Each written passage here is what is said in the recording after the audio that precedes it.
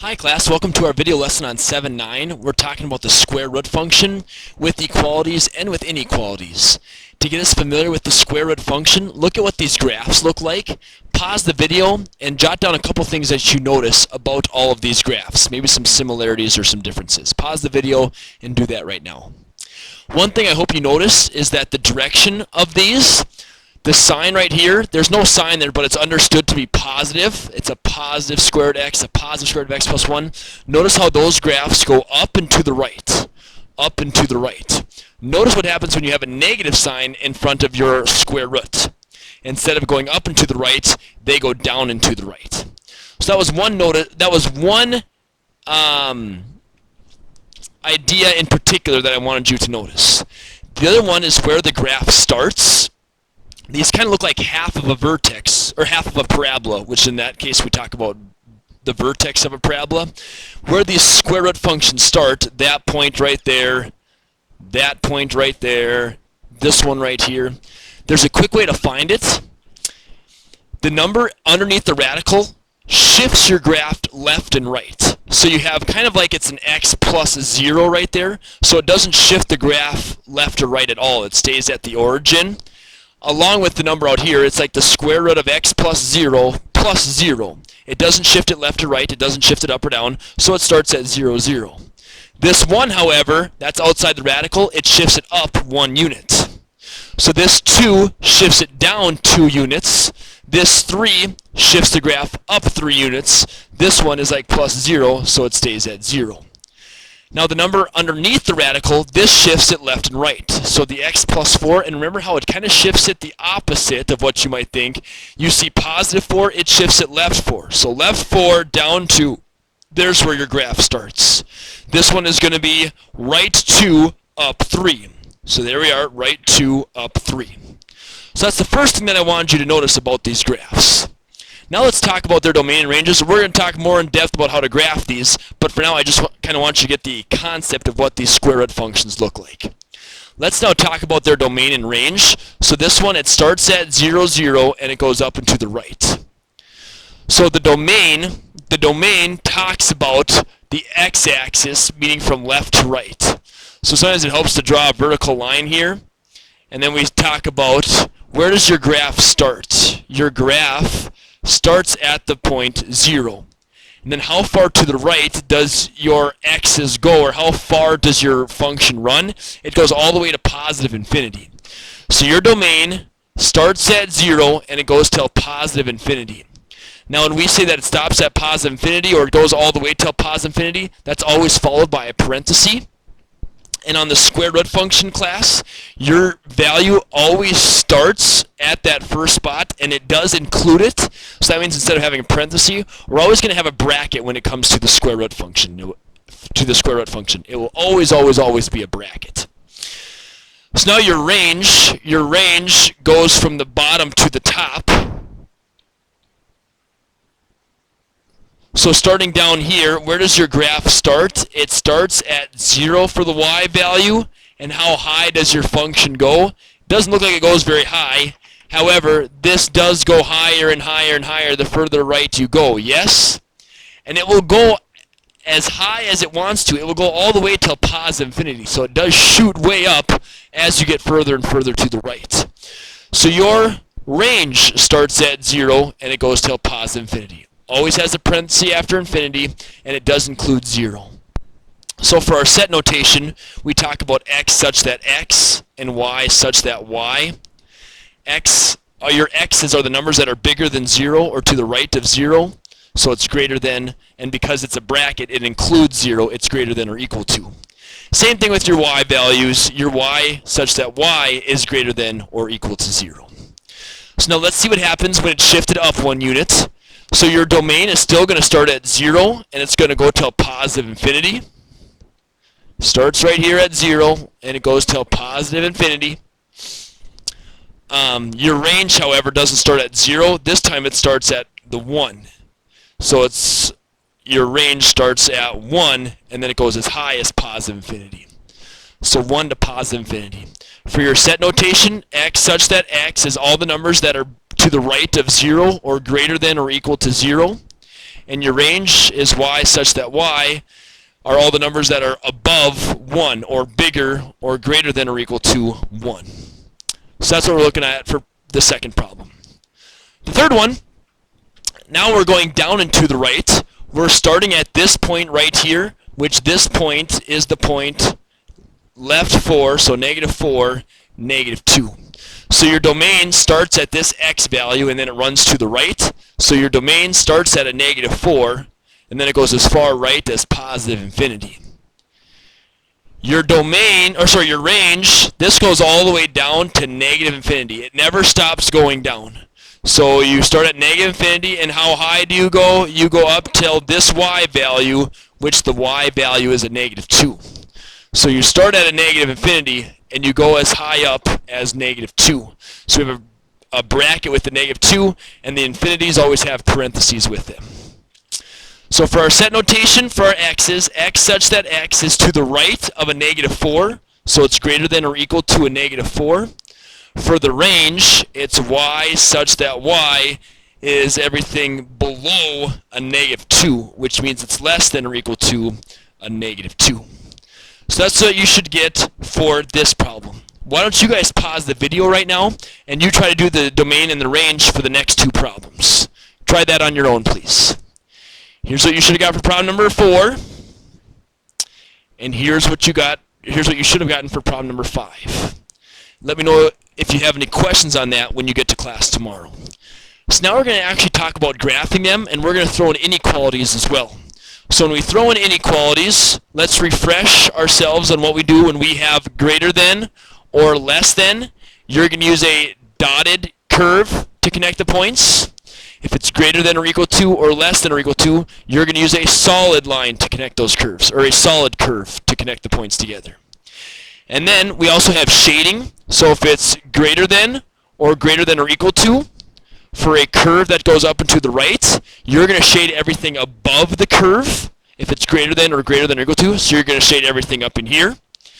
If it is less than or equal to on a curve that looks like this, for our square root function, you're going to shade everything below the curve or underneath it. So it's going to be shading everything all in here. Okay? Knowing that, let's now graph this. Now class, the very first thing I want to address is that your graph will always start when this number right here is 0. There's no such thing as getting a real solution by square rooting a negative number. So the first real solution is when this right here is 0. So that's where I always want you to start off. I always want you to start off by saying 2x minus 6 equals 0. Because that's always where your graph is going to start. So solve for x, 2x equals 6, so that means x equals 3. Your first x coordinate is going to be when x equals 3. So I'm going to put that right here, when x equals 3. Now the number out here, plus 0 really, this is going to be your y coordinate where your graph starts. So your graph on this particular one is going to start at 3, 0. And I actually want to see this work, class. I'm going to be picky on your test in that way, so make sure you show me that. The radical, your square root function starts when your radical equals 0. So at 3, 0 is when your graph is going to start. The rest you can do in your graphing calculator. So please take out your graphing calculators and let's all put this one in. So we have y equals the square root of 2x minus 6. 2x minus 6. I graph this sucker. Notice how my graph does indeed start at 3, 0. So that tells me that I'm doing it right at least. There's that point, 3, 0. Now what we're going to do, class, is we're just going to look at our table and we're going to find two other convenient points to graph. So go second graph, which is your table, and pick two other points. I found one right here. Here's 5, 2. That's another convenient point that we can pick. So 5, 2 we're going to graph, and is there any other convenient points that we could plot? There is not. Well, 11, 4 would work. So let's do that. Let's graph 5, 2, and let's graph 11, 4. 5, 2, and 11, 4. 5, 2, and 11, 4.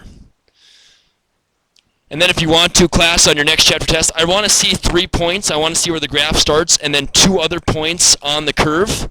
If you don't want to go all the way up over to 11, you could just pick, like, here's 9 and roughly 3.5.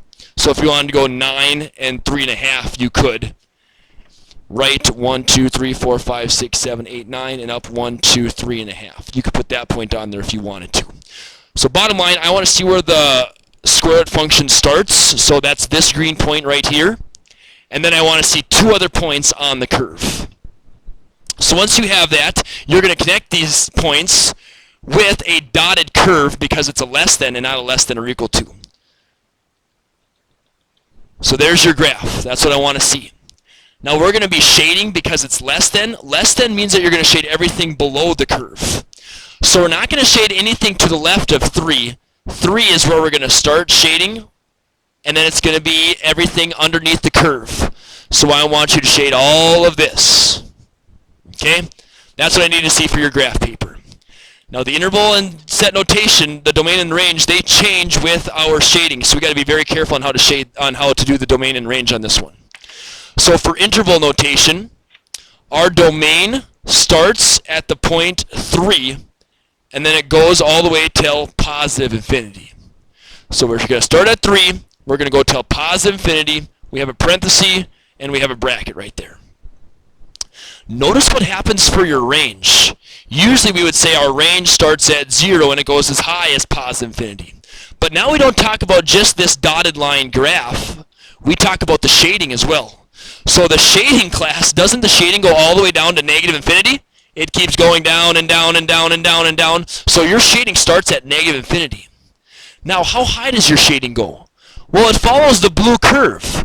So as the blue curve goes up and up and up and up and up and up and up, so does your shading. So now your shading is all of this stuff.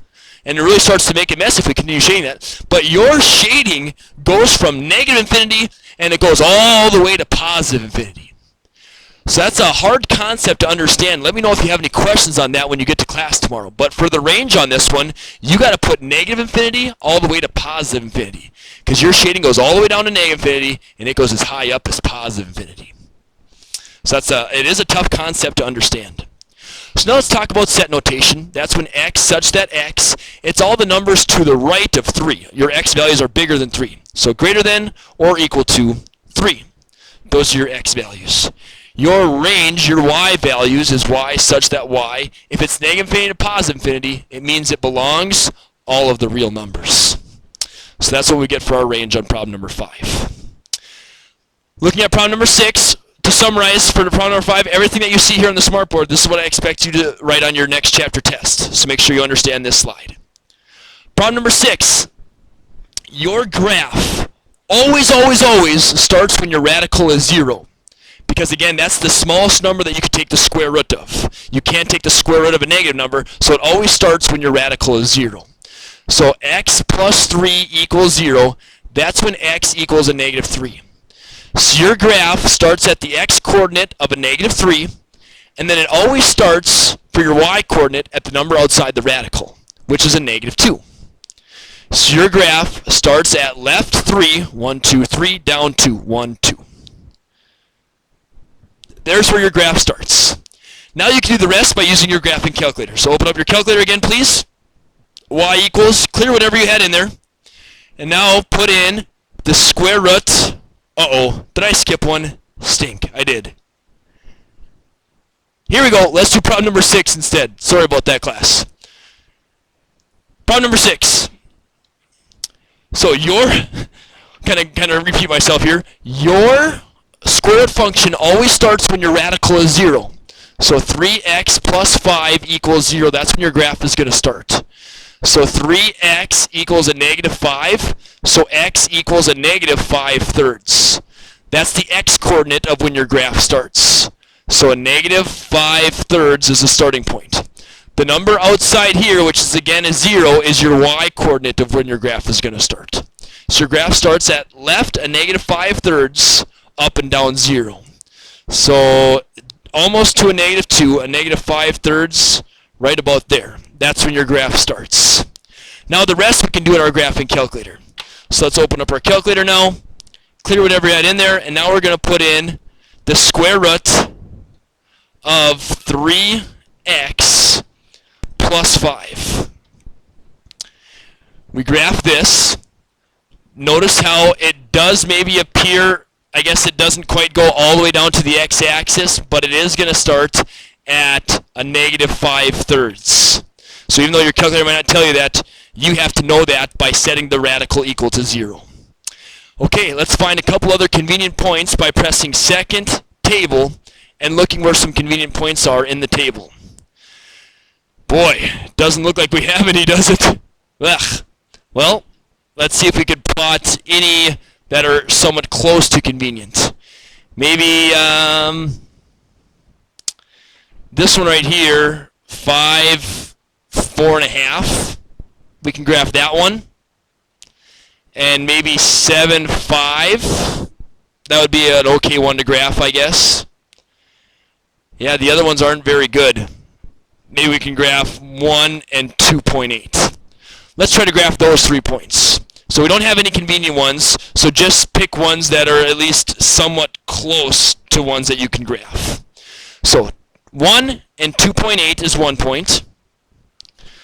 So go right 1 and up, what did I say? 2.8? Right 1 up 2.8. Right 1 up 2.8, somewhere right in there. The other one is right 5 up 4.5. Right 1, 2, 3, 4, 5 up 1, 2, 3, 4.5. And then the last one is right 7 up 5 approximately. Right 7 up 5. 1, 2, 3, 4, 5, 6, 7 up 1, 2, 3, 4, 5. Okay, so there's going to be our square root function. It's greater than, so it's going to be a dotted line that connects these points, a dotted curve rather, sorry about that. And because it's greater than, I'm going to shade everything above my dotted line. So again, I'm going to stay to the right of a negative 5/3, and I'm going to shade everything above my curve. So that's what I expect you to see on your graph paper on your next chapter test. So your domain is going to start at this point, negative 5/3, 0. Your first x-coordinate is a negative 5/3. So it starts at a negative 5/3 and it goes as far right as positive infinity. Negative 5/3 where it starts, it goes as far right as positive infinity. Your range, your shading is what you pay attention to. Your shading goes as low as 0. This point right here is when your shading starts. And then it goes all the way up to positive infinity. So it starts at 0 and it goes till positive infinity. So now for your set notation, that is when we say x such that x is bigger than a negative 5/3 or greater than or equal to a negative 5/3. And your range goes from 0 to positive infinity, so it's y such that y is greater than or equal to 0. And that's what we get for problem number 6. Last problem, problem number 7, I want you guys to pause the video, and I want you to try this one all on your own, please. So what you're going to get for this one, after you try this one on your own, is the graph starts at negative 3, negative 2, so right here, and then other convenient points on your graph is going to be left 2, down 1, 2, 3, right 1, down 1, 2, 3, 4, and right 6, 1, 2, 3, 4, 5, 6, down 5, 1, 2, 3, 4, 5. This is less than or equal to, so you are going to use a solid curve to connect these points together. And it is less than, so that means you're going to shade everything below the curve. So you're going to shade all of this. Hopefully that's what you got when you did this one on your own. So then you have your domain as being from a negative 3 to positive infinity, and your range going from a negative infinity all the way up to a negative 2. So then for your set notation, it is x such that x is greater than or equal to a negative 3, and your range is y such that y is less than or equal to a negative 2. Hopefully that made sense to you. 5, 6, and 7 are big questions on your next chapter test. Be sure to let me know if there's anything that is confusing to you about 5, 6, and 7.